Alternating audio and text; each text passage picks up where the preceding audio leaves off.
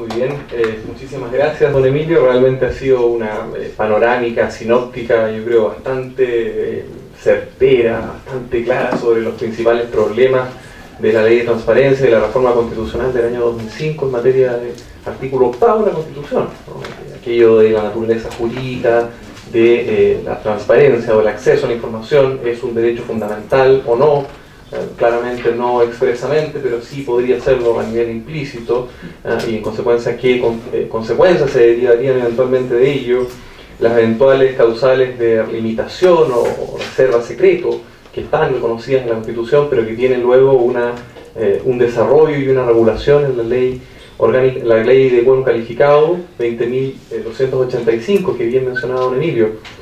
Pero nuevamente el legislador tampoco cierra la puerta a toda posibilidad de duda interpretativa. Entonces, finalmente son los tribunales, primero el Tribunal Constitucional y luego los tribunales ordinarios y también el Consejo para la Transparencia, cuya posición en el sistema, como lo deslizaba claramente don Emilio, no está necesariamente clara, sino que tiene una posición institucional no necesariamente resuelta. Interviene también en la aplicación de criterios interpretativos y aplicativos de la Constitución y de la Ley de Transparencia. Precisamente en ese sentido, hemos invitado a probablemente uno de los principales expertos en el Consejo, en la puesta en marcha de la Ley de Transparencia, uno de los principales impulsores de finalmente la reforma constitucional y luego la ley, desde diferentes posiciones.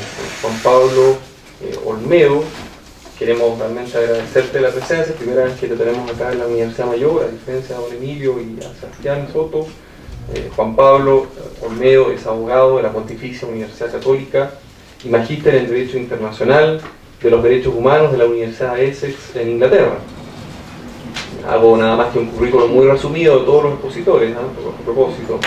Ha sido presidente del Consejo para la Transparencia y además presidente de la Fundación Pro Acceso, entre otras organizaciones muy destacadas en materia de promoción de los derechos humanos, acceso a la justicia y transparencia.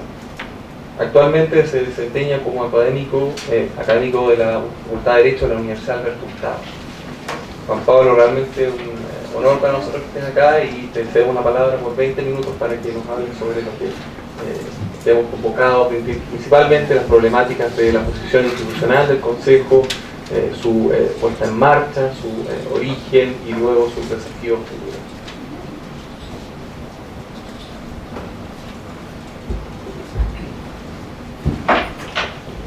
Muchas gracias por la invitación. Un gusto estar con ustedes conversando hoy día respecto a esta materia. Buenas tardes. Adelantar desde ya que no tengo una posición, o sea, que no tengo una posición neutral respecto a esta materia. Claramente ha atendido la historia y el compromiso durante muchos años de trabajo en esta materia. Soy explícito en lo que pienso, y lo que pienso es una promoción de una cultura de transparencia y de respeto del derecho de acceso a información, lo cual no significa ser imparcial o parcial respecto de la naturaleza eventual de información que cae bajo alguna de las causales de reserva, las cuales requieren ciertamente un análisis objetivo. Lo que quiero decir con esto es que la labor decisoria necesariamente de cualquier entidad, incluso un tribunal de la República, no es neutral.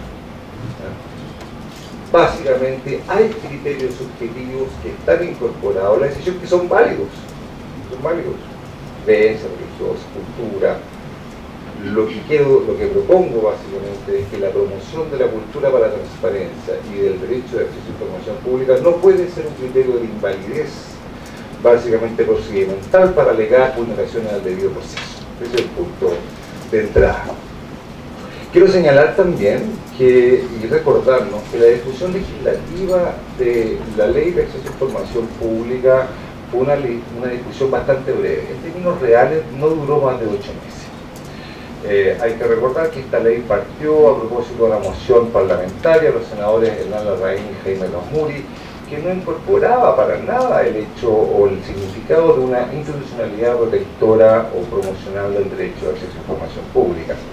Tal institucionalidad es básicamente propuesta por la presidenta Michelle Bachelet en noviembre del año 2006 y derivó en una indicación sustitutiva completa de la moción en la Cámara de Diputados, lo que generó básicamente, desde el punto de vista técnica legislativa, la necesidad de conformar una comisión mixta donde realmente se discute la ley de acceso a información en un periodo muy breve de 8 meses. Y ahí uno puede entender hoy día la cantidad de vacíos, lagunas, contradicciones que puede tener la legislación. Simplemente va a mencionar una. Es poco entendible que un procedimiento de acceso, de solicitud de acceso que se puede llevar vía correo electrónico, la ley apunta a las nuevas tecnologías, después ante el Consejo resulta que tiene que presentarse por escrito y las notificaciones sean por carta certificada. Bueno, ¿qué pasó en eso? Y la explicación es muy simple. ¿Qué se cuidó? ¿Cuál fue el punto clave en la discusión de la ley de acceso a información pública? La autonomía del Consejo. Ese es el punto central. Ahí se derivó lo que hoy día entendemos. ¿Y por qué digo esto? Porque la iniciativa del Ejecutivo inicial en esta materia no contemplaba una autonomía. De hecho, el mensaje de la presidenta Bachelet señala la creación de un Instituto de la Transparencia compuesto por 5 consejeros. 4 consejeros efectivamente nombrados por el Ejecutivo con ratificación de 2/3 del Senado y un 5.º consejero, jefe de servicio full time, designado con exclusividad por el Presidente de la República. Básicamente lo que estaba ahí detrás, y esta es una opinión personal, por cierto, me alegro de tener aquí a Sebastián Soto que podrá eventualmente hacerse cargo de esta opinión posteriormente, es dar continuidad a lo que ya habíamos visto el año 2003 con la creación de la alta dirección pública, es decir, un modelo institucional destinado a profesionalizar al interior de la administración. En su caso, el 2003 fue todo el sistema de nombramiento de nuestro alto directivo. En el caso del 2006, con la ley de transparencia, básicamente a profesionalizar la transparencia, un tema profesional. Básicamente no era entendido por el Ejecutivo en ese ámbito, y creo que aquí está el quid del asunto, voy a definir un poco más posteriormente a esto. No entendió el Ejecutivo inicialmente que estábamos en presencia de un órgano de control externo, La posición inicial es, este es un órgano de la administración del Estado, tanto es así que su presidente es designado por el presidente de la República, valga la redundancia, y es un compromiso full time. Bien, entonces, toda la discusión parlamentaria, el eje de discusión se radicó, en suma, básicamente, en cómo asegurar una autonomía que defendiera y diera protección al derecho de acceso a información pública, no al principio de transparencia. Ahí empieza una tensión que la vemos hasta el día de hoy, en lo que es una visión, a mi juicio, del Ejecutivo interesante, que por cierto valorable, y siempre es un mérito reconocerlo, vinculada a avanzar y a dar significado a lo que fue el principio de transparencia activa, como ustedes recordarán, en la modificación a la ley 18.575 del año 99, básicamente se reconoce el principio de transparencia, pero no se le da contenido. Se promoverá la transparencia, no hay contenido. El avance que hace la presidenta Bachelet en su momento con la indicación sustitutiva, básicamente es que otorga un contenido específico al principio de transparencia, y ahí está el artículo 7. Pero ojo, es un contenido autoimpuesto, es el propio Poder Ejecutivo el que define qué es lo que va a publicar y qué no. Y ahí sí, ciertamente, hubo diferencias parlamentarias. Cuando uno ve la historia de la ley, se encuentra básicamente con un par de puntos básicamente que planteó el Senado respecto de adhesiones a las obligaciones de transparencia activas que ya venían predefinidas por el Ejecutivo. Una me recuerdo en materia de contrataciones, básicamente hay una o dos. Entonces, bastante diferencia respecto a esa materia. Queda entonces un consejo, básicamente, en lo cual se retira el quinto integrante, que hacía el eje sustentador, y se crea un consejo que son 4. Es una extraña posición, básicamente, en nuestra institucionalidad, un consejo de 4, básicamente. Un punto adicional también, otro de los aspectos importantes de la discusión de la ley, además de la autonomía, fue el hecho de que fuera una autonomía de rango legal. O sea, aquí, por favor, estamos innovando en nuestro Estado de Derecho. O sea, hasta el año 2008, hablar de una autonomía legal en Chile era de qué estamos hablando.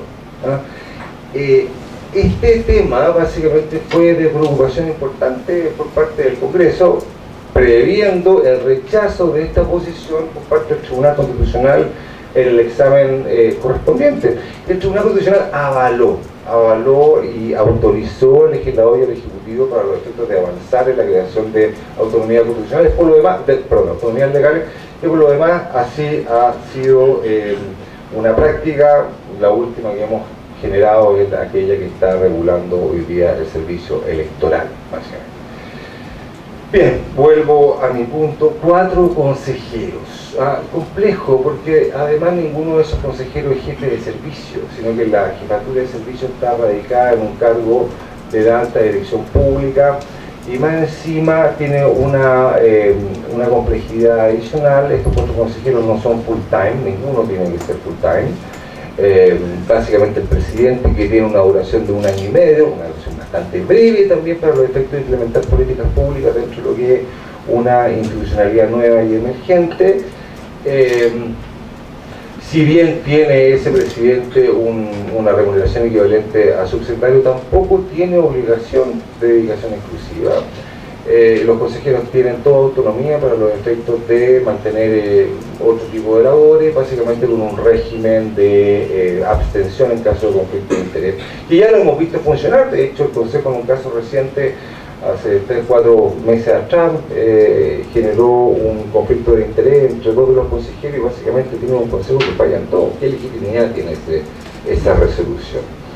Pero hay que entender este contexto de una tensión básicamente en que se genera la dictación de esta ley. Dicho sea eso, yo creo que lo que hoy día estamos en juego, con la experiencia que hemos ido acumulando,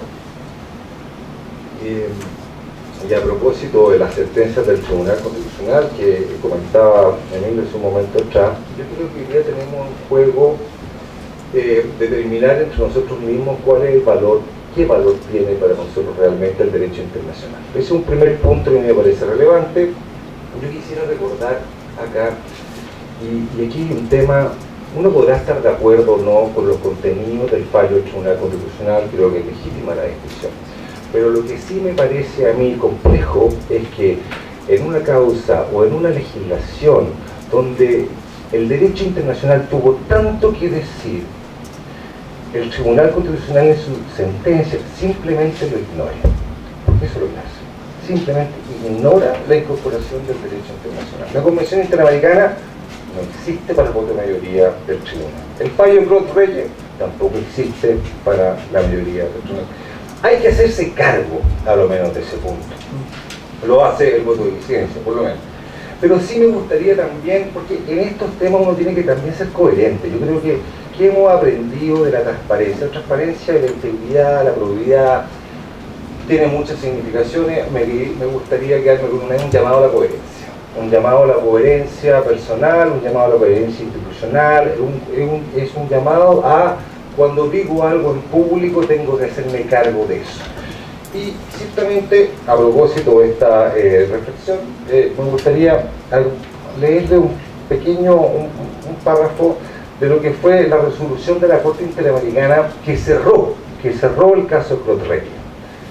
La sentencia, recordarán, es una sentencia de septiembre del año 2006 que condena al Estado de Chile básicamente por no haber entregado cierta información, y reconoce en la sentencia vía interpretativa de la Convención Americana de Derechos Humanos el derecho de acceso a la información pública sobre información que esté en control. Esa es la palabra que utiliza la Convención Interamericana, la Corte Interamericana, en control del Estado. Es importante porque el artículo, el punto resolutivo número 7 de la sentencia, lo que ordena en concreto al Estado de Chile es el deber de adoptar en un plazo razonable las medidas para garantizar el derecho de acceso a la información bajo el control del Estado. Aquí no está hablando ni de acto ni de nada, está hablando de información bajo el control del Estado. Y aquí también vale la pena, en esta misma resolución, que da cuenta del estado de cumplimiento y que archiva el caso, cierra el caso ante la Corte Interamericana. ¿Qué es lo que dice el gobierno de Chile ante la Corte Interamericana en la audiencia que cierra este caso? A mí me parece importante porque señala básicamente dos pequeñas cosas. La primera es, dice, mire, que la Corte Interamericana valora positivamente la promulgación y publicación de la Ley de Transparencia de la Función Pública y Acceso a Información, que reglamenta el artículo 8 de la Constitución Política de Chile y establece el procedimiento para garantizar el acceso a la información bajo el control del Estado. O sea, el Estado de Chile siempre, ante la Corte Interamericana, señaló que la Ley de Acceso a Información era básicamente la implementación del artículo 8 de la Constitución. Más aún, es donde también llama la atención porque en toda la defensa, y esto lo digo con respeto y diferencia, y ciertamente me hago cargo para los efectos de la réplica posterior, si es que es necesario, en toda la argumentación que se ha planteado en los casos de correo electrónico por la Secretaría General de Gobierno, que es el caso que conozco con mayor énfasis, no hay ninguna referencia tampoco a la sentencia de la Corte Interamericana. Es como si no hubiera existido, básicamente, como que acá hay un universo jurídico que simplemente no está, desaparece. Entonces yo creo que tenemos que hacernos cargo, y no solamente pedirle hacerse cargo a los tribunales, por cierto, y al Consejo de la Transparencia, sino que también en la defensa y en la argumentación que hace el propio Ejecutivo frente a la delegación de la causal de reserva. Si también entendamos, la Corte Interamericana en esta sentencia señala que el Estado debe adecuar sus prácticas normativas y también las prácticas estatales a los estándares de la Convención Interamericana. Entonces, acá tenemos que tener mucho cuidado porque estamos en presencia de lo que decimos y lo que hacemos, sobre todo en el foro internacional, y eso es un tema relevante. Señalar por último, en relación con esta resolución de la Corte, es básicamente lo que dice el gobierno en su oportunidad, cerrando el caso, dice que básicamente la sentencia condenatoria de la Corte Interamericana de Derechos Humanos es altamente valorada, básicamente, es un notable precedente en el derecho internacional de los derechos humanos y fue esencial para los efectos de la entrada en vigencia de la ley. Por último, hace una expresa mención a la autonomía del Consejo de la Transparencia. El gobierno en su argumentación ante la Corte dice, finalmente informa sobre el procedimiento previsto en la ley para ejercer el derecho de acceso a información, los recursos disponibles y el funcionamiento y facultades del Consejo de la Transparencia, entidad creada como corporación autónoma con facultades de protección y promoción del derecho. Esto es lo que decimos al Tribunal Internacional y en base a esta argumentación del gobierno de Chile cerramos un caso. No es fácil cerrar los casos ante la Corte Interamericana. Son muy pocos los estados que dan que las sentencias sean por cumplidas. Chile tiene mérito en ese sentido. Tenemos todo. Tenemos la última tentación de Cristo y tenemos los reyes cerrados. Pero además, yo creo que aquí tenemos otro escenario en lo cual también tenemos que hacernos cargo. Este es el escenario de derechos humanos. Tenemos el escenario también de la prevención de la corrupción. Porque también acá nuestro país ha hecho, y se me va acabando el tiempo lamentablemente, pero quiero dejar el punto planteado. Nuestro país ha hecho avances notables y tenemos en la región una Convención Interamericana contra la Corrupción, que tiene a su vez un órgano de monitoreo y control que se llama el MESESIC. Bien, en los informes del MESESIC del año 2004, 2007 y 2010, básicamente, se ha planteado al gobierno de Chile, básicamente a través del canal formal, que la necesidad de avanzar en la creación de una autonomía, básicamente para los efectos de promoción del derecho de acceso a información y también la transparencia. Y es interesante porque la respuesta del gobierno de Chile en 2007, ratificada también en 2010, básicamente, plantea una discrepancia con el comité, con el MESESIC respecto de la creación de autonomías externas de control. Y básicamente lo que plantea es que las unidades de la administración por sí solas son suficientes para los efectos de dar cumplimiento al estándar de control en materia de transparencia. Yo creo que aquí tenemos el punto central de la discusión hoy día. Es claro que el Consejo por la Transparencia tiene una naturaleza sui generis, o sea, es clarísimo, es la primera entidad de su ciclo que nace en 2006. Segundo, es claro que tiene algunos aspectos de derecho administrativo, ¿cierto?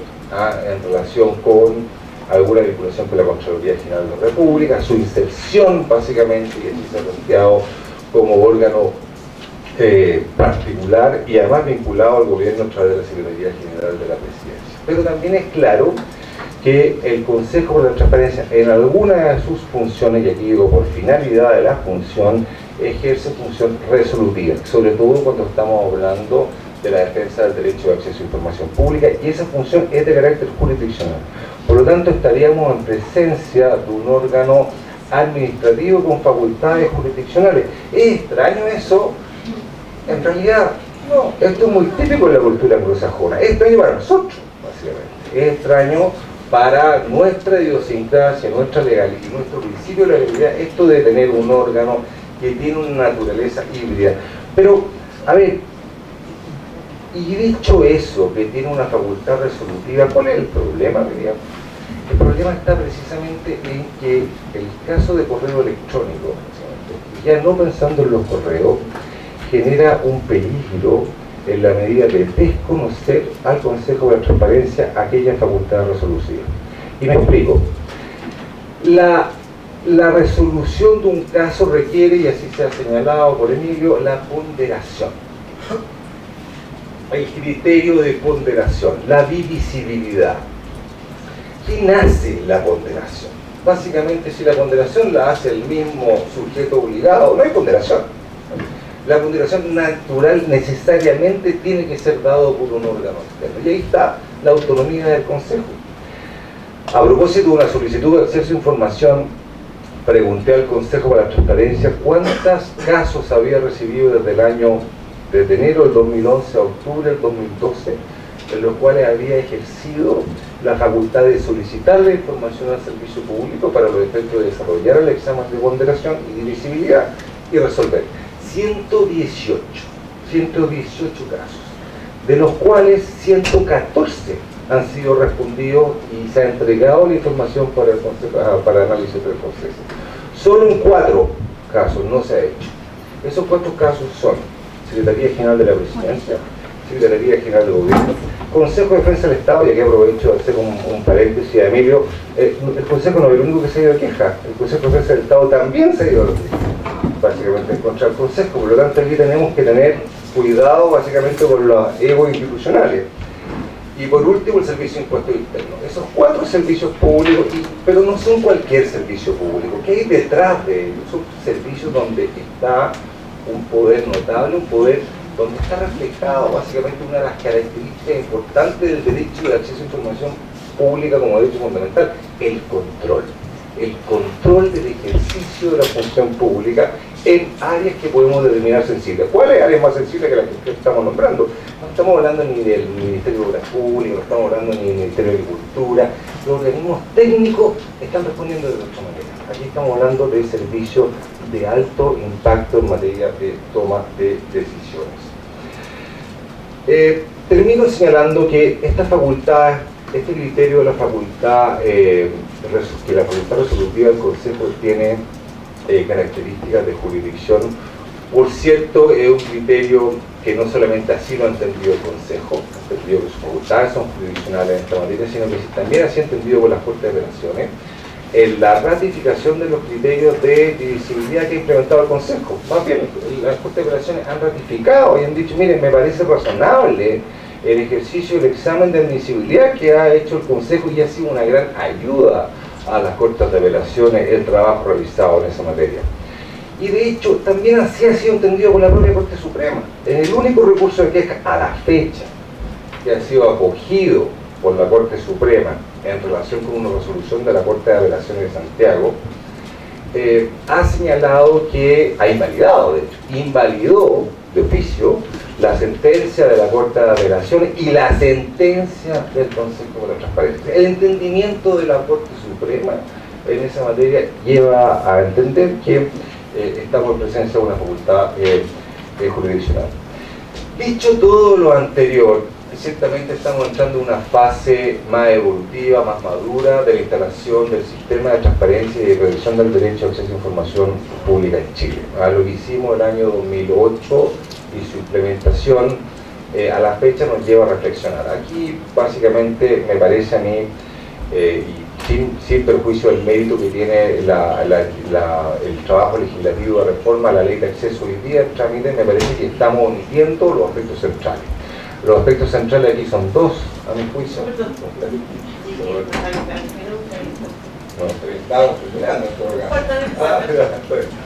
Los aspectos centrales aquí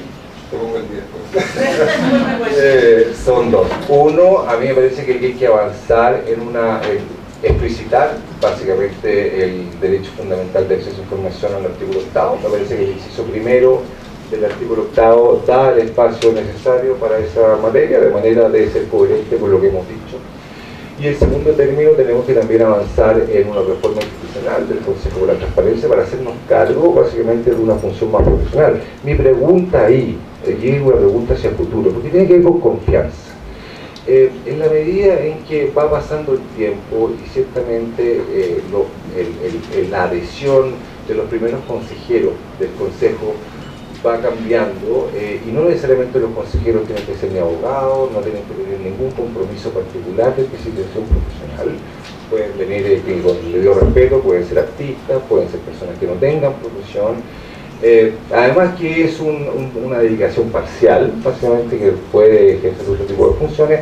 A ver, la confianza para un Ministerio de Defensa, para una Secretaría General de la Presidencia del Gobierno, de remitir la información a estas personas, básicamente, por mucho, con el debido respeto a su nominación y a su ratificación, aquí hay un tema dentro de lo que es del Estado de Chile. Yo creo que ahí hemos tenido un silencio que a esta altura, con lo que la sentencia del Tribunal Constitucional, con el debate al punto que se ha llevado, requiere probablemente una deliberación, un mayor debate, y ojalá el Poder Ejecutivo pueda tomar alguna carta en este asunto. Muchas gracias.